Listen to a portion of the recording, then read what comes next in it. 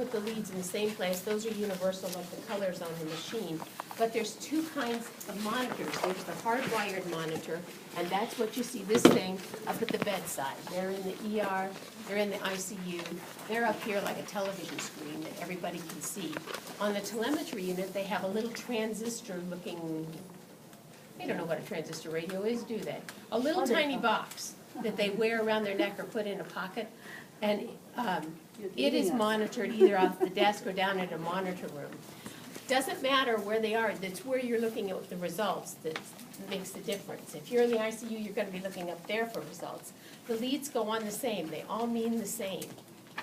So whether you're at RMC or St. Agnes or wherever, the white is the right shoulder, the black is the left shoulder, the brown is the chest, the green is the right lower chest, and the red is the left, did I say? Yes, left.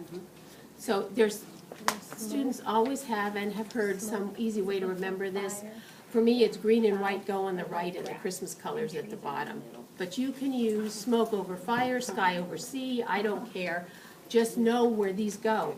And, well, these don't, but there's also a lot of them say LL, left leg, right leg, C for chest. It'll say on it. So.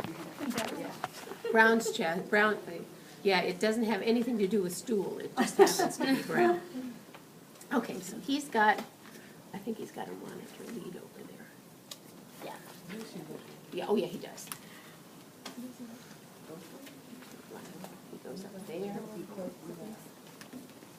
then green goes down there, and red goes over here.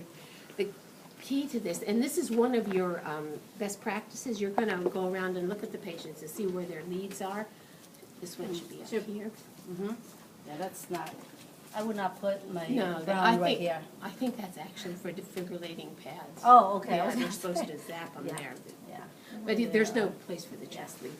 The key is not only do you have the right leads in the right place, but they're the right distance apart, and you'll see them. Sometimes these are right here in the center of the chest, and where it messes you up, what it's doing is like taking an electric picture of the heart.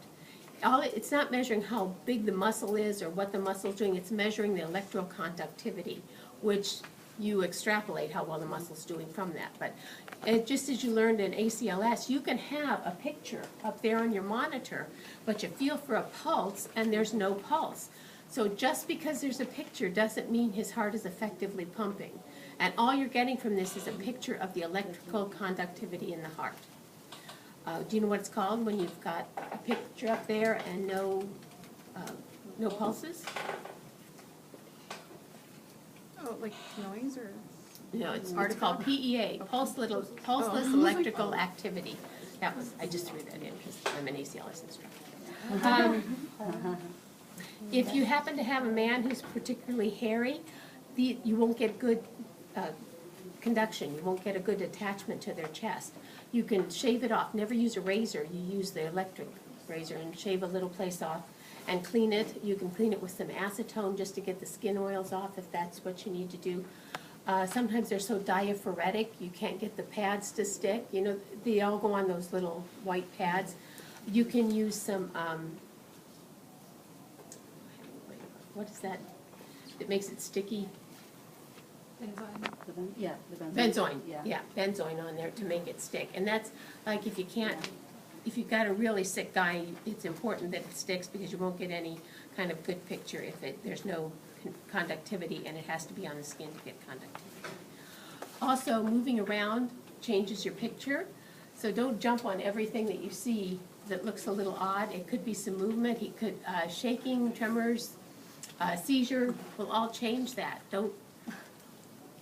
I was working at triage, and this doctor sent this patient in, it was actually his nurse practitioner, just in a panic because he had an abnormal EKG, was having PVCs, and it was so obviously just movement that they didn't know what they were looking at. So know what you're looking at. You don't have to diagnose from it, but know what you're looking at.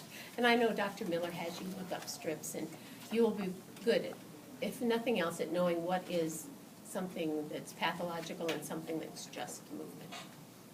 Okay, any questions on that? Did we miss anything? color, yeah. Yeah. We okay? Yeah, I think just a tracheostomy is just